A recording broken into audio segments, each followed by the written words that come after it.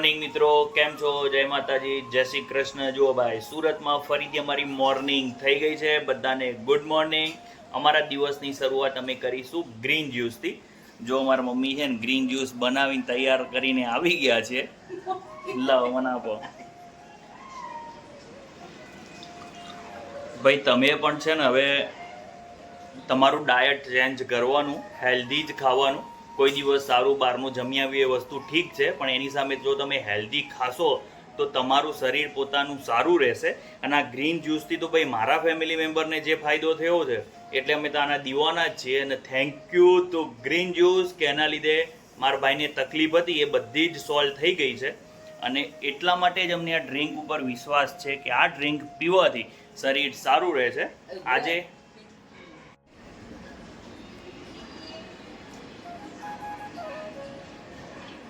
તો ભાઈ તમે જો બધી શાકભાજી અવેલેબલ હોય ને તો આ રીતે ગ્રીન જ્યુસ બનાવીને પીવાનું રાખો. શરીર માટે સારું છે અને હાર્ટ એટેકથી બચી શકાય. અત્યારે સૌથી વધારે જો ડર લાગતો હોય તો હાર્ટ એટેકનો. એવું નક્કી નથી પીએ તો ના આવે, પણ એક પ્રોટેક્શન મળી રહે. આજે મિત્રો અમે બનાવશું પાલક અને ચણાની દાળનું શાક. મારી મમ્મીએ છે ને ચણાની દાળને ગેસ ઉપર ચડવા માટે મૂકી દીધી છે. અમે ફક્ત 3 જ માણસનું બનાવવાના છે. હું, મારા મમ્મી, મારા મામા જમવા આવે છે, બસ એ જ. આવતીકાલે છે ને અમે ક્યાંક બહાર જવાના છીએ, એટલે આજે છે ને થોડો પાલક જ્યુસ માટે લાવે છે તો વધ્યો છે, તો વિચાર્યું કે તમારી સાથે એક રેસીપી શેર કરીએ. અને અમારો પાલક છે ને વપરાઈ જાય તો બગડી ના જાય. બાકી 1-2 દિવસનો પ્લાન છે, ત્યાં જઈને આવશું એટલે 2 દિવસ જેવું થઈ જશે. તો ભાઈ એ પહેલાં, અને આજે છે ને જો મારા મમ્મી એકલા છે એટલે એ બિચારા કામમાં થોડી તકલીફ અનુભવે છે, તો પાલક અને ચણાની દાળનું શાક હું બનાવીશ. આજે આપણે એમને થોડી મદદ કરીશું તો એમનું ફટાફટ કામ પૂરું થઈ જાય. થાકી નહીં હે ને મમ્મી? થાક લાગે છે ભાઈ, ઉંમર થઈ 60-62 વર્ષ થયા, પછી બધું કામ કરવા માટે અવેલેબલ મારે બધું કામ કરે ને તેને ઢીચણમાં અને કમરનો દુખાવો થાય છે. ભાઈ આપણે એને ફ્રી બેઠા છીએ, અહીં તો કંઈ કામ છે નહીં, નથી સ્કૂલ, નથી ગાય, કાંઈ નહીં. આખો દિવસ ઘરમાં પડ્યા રહીએ છીએ, તો આપણે આપણી મમ્મીને થોડી હેલ્પ કરાવશું તો એ બાને એમનું કામ પણ ફટાફટ પૂરું થઈ જાય. જો આ બધા જે ભૂલિયા દેખાય છે ને, આ છે સોનું, આ નવ્ય, સોનું, એ બધા છે ને 14 તારીખે તો અહીં પહોંચી આવશે. પછી જે મજા આવશે ને, ખરેખર બાળકો અને આપણા ઘરના મેમ્બર ઘરે ના હોય તો મજા જ ના આવે. અમે 2 જણ, મારા ભાઈ તો સવારે 4 વાગ્યાનું મિટિંગમાં ગયો છે. એના કરતાં તો થેન્ક્સ કે અમારી સરકારી નોકરી છે, એક શેડ્યુલ તો પાકો હોય. તો ચાલો મિત્રો, થોડી વાર પછી અમારી આ ચણાની દાળ ચડી જાય પછી આપણે આગળની રેસીપીની શરૂઆત કરીશું. આ તો હવે મારા મમ્મી એકલા છે તો શાક વઘારવાની ડ્યુટી મારા હાથમાં આવી છે. તો આજે અમે મસ્ત બનાવશું પાલક અને ચણાની દાળનું શાક. ખરેખર મસ્ત ટેસ્ટ આવે છે. આની દાળ પણ બને, પણ અમે એને શાક જેવું થોડું ઠીક રાખશું, ખાવાની મજા આવશે. જુઓ, એ રેસીપી અમારી તમારી સાથે અમે શેર કરીએ. ચાલો ભાઈ, વાસણને ગરમ થવા મૂકી દીધું છે. એની અંદર આપણે ઉમેરીશું પહેલાં તો તેલ. આમાં થોડું તેલ સારા એવા પ્રમાણમાં જોઈશે. આપણે એકલા તેલનો ઉપયોગ નહીં કરીએ, તેલ અને ઘી બંનેનો ઉપયોગ કરીશું. ચલો હવે થોડું એની અંદર ઘી ઉમેરી લેશું. ઘીથી છે ને એની સ્મેલ મસ્ત આવે અને ટેસ્ટ પણ સારો આવશે. ચલો તેલ થોડું ગરમ થાય એટલે એની અંદર આપણે થોડી રાઈ ઉમેરીશું, બસ. અને તજ અને 2 ટુકડા લવિંગ છે એ પણ એડ કરીશું. તેલમાં એડ કરાવવાથી અરોમા, એની સ્મેલ મસ્ત આવશે. જો આપણું તેલ ગરમ થઈ ગયું છે, હવે ધુમાડા નીકળવાની શરૂઆત થઈ ગઈ છે.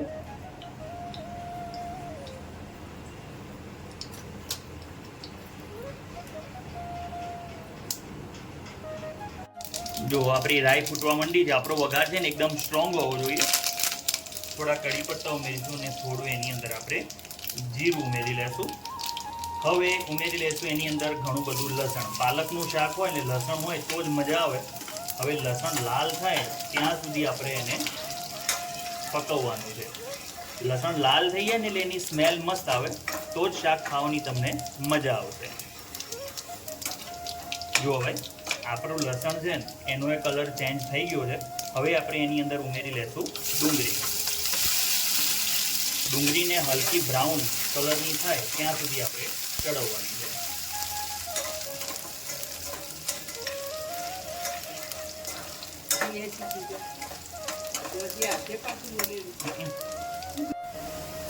જો ડુંગળીનો પણ કલર છે ને ચેન્જ થવા લાગ્યો છે. હવે એની અંદર આપણે ટામેટા ઉમેરી લેશું. સારી રીતે એને મિક્સ કરી લેશું.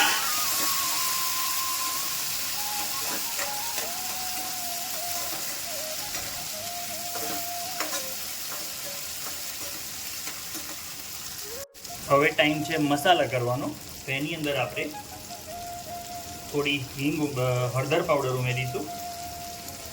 પછી લાલ મરચું પાવડર છે. તમને થોડું સ્પાઇસી વધુ ભાવે છે તો થોડું લાલ મરચું પાવડર અને ધાણા જીરું પાવડર ઉમેરી લઈશું અને સારી રીતે એને મિક્સ કરી લઈશું.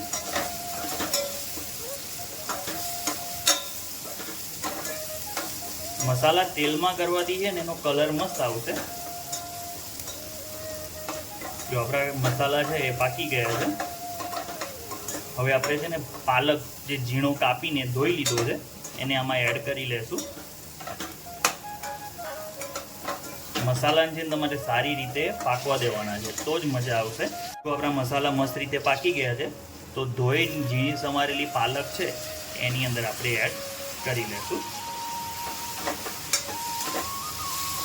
જો પાલક શરૂઆતમાં વધારે લાગશે તો પછી ઓછી થઈ જશે.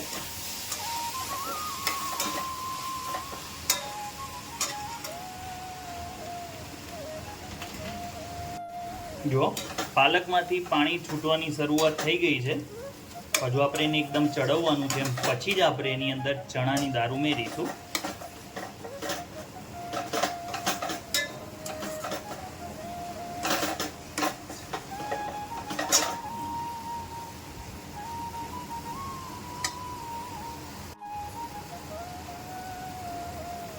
સ્વાદ અનુસાર મીઠું અમે અહીં સિંધાવ નમક જ વાપરીએ છીએ.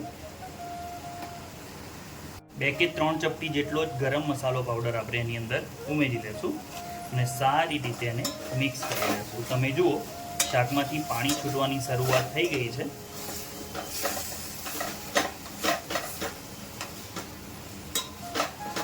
ચલો જો કોઈ પણ કઠોળનું શાક હોય થોડું ગળ્યું હોય તો મજા આવે. થોડોક જ એની અંદર ગોળ ઉમેરીશું. જો આપણું શાક મસ્ત રીતે ચડી ગયું છે. આપણું આ શાક છે ને મસ્ત રીતે ચડી ગયું છે. એની અંદર બાફેલી 2 મુઠ્ઠી જેટલી છે ચણાની દાળ છે એને એડ કરી લેશું. ભલે પાણી સાથે એડ કરશું.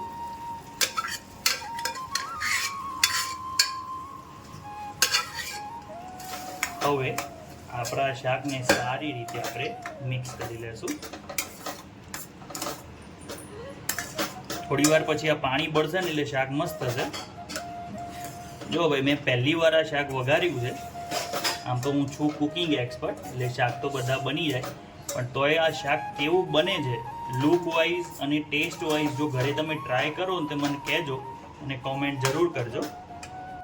આ શાક છે ને જો ચડવા માંડ્યું છે. આપણે બહુ ગ્રેવીવાળું નહીં રાખીએ, થોડું ડ્રાય કરીશું કેમ કે અમને ડ્રાય સબ્જી ભાવે છે અને આપણે ભાત સાથે ખાવું હોય તો આને તમે થોડું ગ્રેવીવાળું રાખી શકો છો. અમે રોટલી સાથે જ ખાવાના છે અને થોડું છે ને ઘાટું કરશું. જો એની અંદરથી હવે તેલ ફૂટવાની શરૂઆત થઈ ગઈ છે અને આમે હેલ્ધી છે. ચણાની દાળ હેલ્ધી છે. પછી એની અંદર આપણે પાલક નાખ્યો એ પણ હેલ્ધી છે. તો ઘરે એકવાર ટ્રાય કરજો. તમારા મેનુમાં એક સબ્જી વધશે. ઘણા લોકો બનાવતા હશે અને ઘણા લોકો માટે આ શાક નવું હશે. જો ભાઈ આપણા શાકની ગ્રેવી છે ને ઓછી થઈ ગઈ છે. શાક છે ને આમ જાડું થવા માંડ્યું છે અને એકદમ મસ્ત લાગે છે. કલર પણ મસ્ત આવ્યો છે. હવે આ સ્ટેજ ઉપર એની અંદર આપણે ધાણા ઉમેરી લેશું. તો લીલા ધાણા છે એ ઉમેરી લેશું. મને છે ને લીલા ધાણા કાચા નથી ભાવતા તો થોડા ચડવી લેશું. બાકી બધાને ભાવે છે. એ મારો માઇનસ પોઈન્ટ છે. મને ધાણાની સ્મેલ ઓછી ગમે છે. બાકી શાક જુઓ મસ્ત લાગે છે ને. ટેસ્ટમાં એવું ગજબ જ હોય છે. ચલો એને ધીમા તાપે હવે થોડી વાર ચડવા દેશું એટલે એમાંથી છે ને તેલ છૂટું પડી જાય. તો છે ને મારા મમ્મીને મેં સબ્જી ટેસ્ટ કરાવી. મમ્મી કેવી બની? વાહ, અમારે અંગ્રેજી વર્ડ વાપર્યો. પ્લસ માઇનસ કરવાની કોઈ જરૂર નથી. જૈનભાઈ જો હજી શાક ચડી રહ્યું છે. મસ્ત બને છે. જો ભાઈ રસોઈ કરતા જ મને બધી આવડે જ છે. ચલો મમ્મી હવે તમે કરો રોટલી. મિત્રો મેં સબ્જી બનાવી દીધી છે, મારી મમ્મીની એટલી મેં મદદ કરી છે, મસ્ત બન્યું છે. મારી મમ્મી કે અંદર પ્લસ માઇનસ કરવાની કોઈ જરૂર જ નથી. હવે મારી મમ્મી બનાવશે રોટલી. હવે મારા મામા આવતા જ હશે, થોડી વારમાં અમે જમી લેશું. મારો મોટો ભાઈ તો છે ને બિચારો હાજે અમારે ભેગું જમવા ભેગો થાય, બાકી અત્યારે તો જોબ પર ગયો છે. આજ તો એની બિઝનેસ મિટિંગ છે, તો મતલબ અમદાવાદ ગયો છે, સવારે 4 સાડા 4 નીકળી ગયો છે. આવું બધું જોઈએ તો ઘણીવાર એમ થાય કે આપણે સરકારી નોકરી કરીએ છીએ ને આમ સારી છે કે મજાની લાઈફ છે, બહુ ટેન્શનવાળું નથી. પ્રાઇવેટ સેક્ટરમાં તો બહુ હેરાન થવાનું થાય, પણ આમ જોવે તો સેલરી બાબતે એ લોકોની સેલરી સારી છે અમારા કરતાં. એટલે એમ થાય કે એ લોકો પાસે પૈસા હોય ને આપણી પાસે થોડા ઓછા હોય. જિંદગી શાંતિની છે અને હું તો ભાઈ ગામડાની લાઈફ જીવી શકું છું. શોર્ટ ટાઈમ પછી કંઈ નવું વિચારશું, ત્યાં સુધી તો બરાબર છે. હાલો મિત્રો જમવા. જો જમવામાં મારું આજનું મેનુ છે પાલક ચણાની દાળનું શાક, કચ્છમાંથી જ લાવીને નાથેલા કેર, રોટલી અને છાશ. અત્યારે ઉનાળામાં તો આવું સાદું સાદું ખાવાની મજા આવે. બહુ ચટપટું ને એવું ખાઈએ છીએ તો મજા નથી આવતી. આમ ગરમી હોય અને વધારે લસણવાળું કે વધારે પડતા ગરમ મસાલાવાળું ખાઈએ તો ઓછી મજા આવે. તો ચાલો બસ લાઇટ આપણું ભોજન કરી લેશું. જો ભાઈ અમારા વિડીયો તમને ગમે ને તો લાઈક શેર અને સબસ્ક્રાઈબ કરવાનું ભૂલતા નહીં. એક નવા જ વિડીયોમાં ફરીથી મળીશું. ત્યાં સુધી વંદે માતરમ. જય જય ગરવી ગુજરાત.